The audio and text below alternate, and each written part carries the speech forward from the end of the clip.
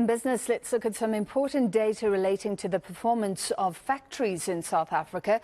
Manufacturing production increased by nearly 2% in November last year compared to November in 2022. Manufacturing overall declined in 22 and it's been trying to claw its way back to pre-COVID-19 levels. Well, Investec says conditions still remain lacklustre. Let's bring in Investec Chief Economist Annabel Bishop. Annabel, thank you very much.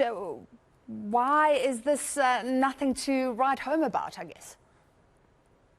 Hi, Francis. Yes, thank you very much. Look, it is a modest outcome. 1.9% is not particularly strong growth. And of course, it does come on the back of the fact that we obviously saw the wood and paper production component, which is the one that was the biggest mover of today's outcome, coming off a very low base of a year ago.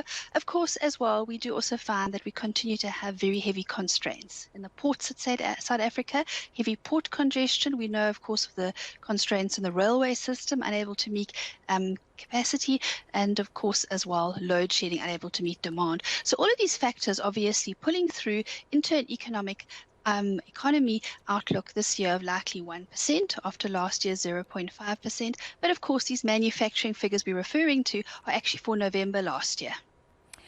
Yeah, so when you look at manufacturing for November, do you then see what was happening with load shedding?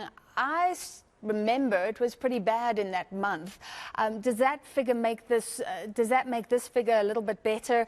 And do you agree? An earlier analyst was saying some businesses have made provision. I mean, they've got used to rolling blackouts, frequent rolling blackouts, but they can't handle stages above 3, for example.